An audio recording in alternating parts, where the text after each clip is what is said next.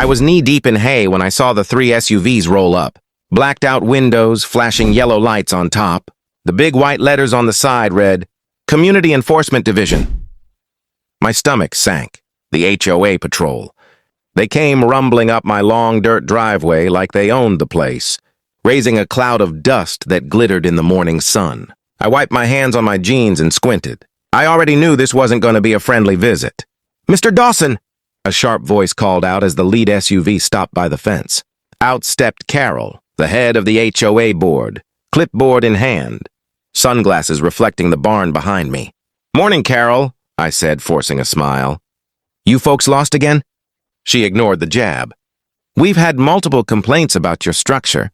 She pointed her pen toward my barn, violating community appearance codes. "Our patrol is here to perform an inspection." I let out a short laugh. "Inspection? You mean trespassing? The HOA has full authority to—" "Not out here, you don't." I cut her off and leaned against the fence. "My property line is right here." "You see that orange post?" I pointed. "That's the county marker. Everything past it ain't your playground." Carol's jaw tightened. Behind her, 2 men in uniform vests stepped out of their vehicles. They looked more like mall cops than officers, but the smugness on their faces said they thought they were John Wayne. One of them, tall and red-faced, barked, "Sir, we'll be entering that barn." "Step aside." That was it. I pulled my phone out and dialed one number. "Sheriff's office," came the familiar voice. "Hey, Tom," I said calmly, keeping my eyes on Carol. "You might want to come down here. Got the HOA trying to play cowboy on my property again." There was a pause. "On your land?" "Yep, about 10 feet past the line." "I'll be there in 5, he said, voice firm. Carol crossed her arms. "Calling the sheriff won't change anything. This neighborhood abides by the same standards. You signed the agreement." "I signed that I'd keep my lawn tidy," I said, stepping closer. "Not that you could waltz into my barn and tell me what to do with my father's tools." For a second, the only sound was the wind through the cornfield and the creak of the barn door behind me. Carol smirked. "If you have nothing to hide, you shouldn't mind an inspection." I met her gaze, steady and cold. "Lady, this barn's been here longer than your HOA's been alive. You want to step inside, you better have a badge, not a clipboard." The red-faced man took a step forward. "Sir, I'm warning you." Just then, the rumble of a county cruiser echoed down the road. Carol turned, frowning. I smiled. "Guess we'll see who's got the authority today." The sheriff's cruiser rolled up slow, dust trailing behind it like smoke from a fuse about to blow. Sheriff Tom Harlan stepped out, hat tilted low, eyes sharp as a hawk's. He'd been my friend since high school, but right now he was all business. "Morning." "Folks," he said, resting one hand on his belt, "somebody want to explain why I'm seeing HOA vehicles parked past the county line?" Carol straightened up, trying to sound official. "Sheriff, this property falls under the Meadow Ridge Community Agreement. We've received multiple complaints about an unregistered structure, possibly a code violation. We're conducting an inspection." Tom raised an eyebrow. "You conducting something, Carol?" He pointed at the orange survey post by his boot. "Because that right there says this property's in the county, not your HOA jurisdiction." Carol frowned.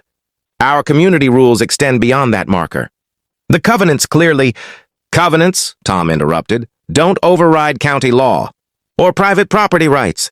The red-faced guy puffed up his chest. "Sheriff, with all due respect, the homeowner agreed to our guidelines when he moved in. We have the right to inspect." Tom turned slowly toward him. "You got a warrant?" Silence. "That's what I thought." The sheriff's voice dropped low, steady and deadly calm. "Then you're trespassing. And last I checked, that's still illegal in this county." Carol's face flushed. "This is ridiculous. We're just trying to maintain community standards. Look at that barn, it's an eyesore."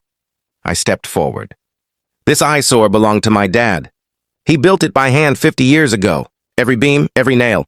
It's where I learned how to fix a tractor and where I said goodbye to him when he passed." Carol's expression flickered, but only for a second. "That doesn't change the rules." Tom looked at her hard.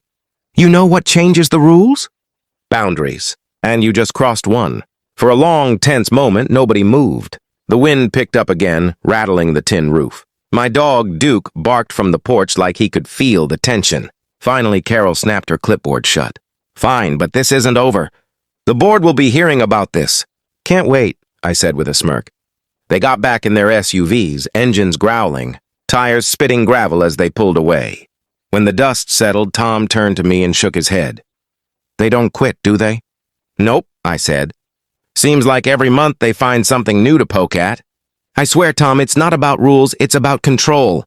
He nodded, looking out toward the road. You're right. Folks like that don't like when a man stands on his own land and says no. He paused, thumb hooking his belt. Just make sure you keep things buttoned up tight. If they come back, we'll handle it by the book. I nodded. Appreciate you, Sheriff. He tipped his hat and started back to his cruiser. Ain't no problem, Mark. Just remember, some fights don't end at the fence. They start there. And with that, he drove off, leaving me staring at the fading tire tracks that led back toward the HOA's manicured kingdom. I had a bad feeling this wasn't over. It had been 2 quiet weeks since the standoff. The barn stood proud against the autumn. Sky, golden leaves swirling around it like it was blessed by the season itself. I almost started to believe they'd let it go. Then the letter came.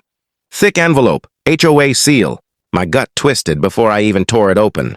Final notice of violation, unauthorized structure. Mandatory removal within 14 days or legal action will be pursued. 14 days. Legal action. I could feel my pulse pounding in my ears. I tossed the letter on the kitchen table and just stared at it.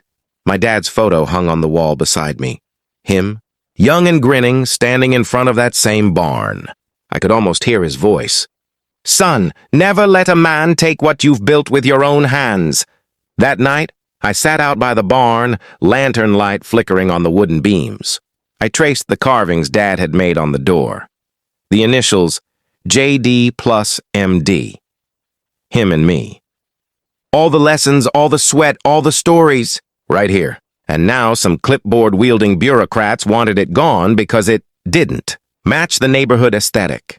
The next morning, I called the county office. I'm not rolling over, I told them. I want this on record. The HOA is trying to enforce authority beyond its legal boundaries. The woman on the phone paused. Mr. Dawson, we've been getting a lot of calls like yours. You're not alone. Those words stuck with me. You're not alone. So I started talking. At the diner, at the feed store, even at church on Sunday. Turns out half the folks in Meadow Ridge had their own stories. Fines for garden flags, citations for tool sheds, letters over paint colors that weren't neutral enough. By Friday, 20 of us stood at the town hall. We weren't yelling, we weren't threatening. Just neighbors tired of being pushed around. Sheriff Tom was there too. Leaning against the back wall, arms crossed, a quiet grin on his face. When Carol and her board walked in, the room went silent. I stood up, letter in hand. You can send all the violations you want, I said, voice steady. But that barn isn't just wood and nails. It's legacy. It's family. And this, I held up the letter. This is what happens when folks forget that rules were meant to protect, not control. There was a murmur through the crowd. Even Carol looked shaken. By the end of that week, the HOA backed off. The county confirmed what we all knew. They had no jurisdiction past that orange marker. I went home that evening and stood in the doorway of my barn, breathing in the scent of hay and oil and memory. The sun dipped low, painting the sky in gold. Duke trotted up beside me, tail wagging. I smiled and said softly, "We held the line, boy."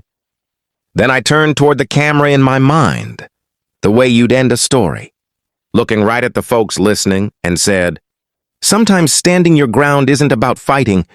It's about reminding people where the line is and why it matters. So whatever your barn is, protect it, because once you give it up, they'll never stop taking."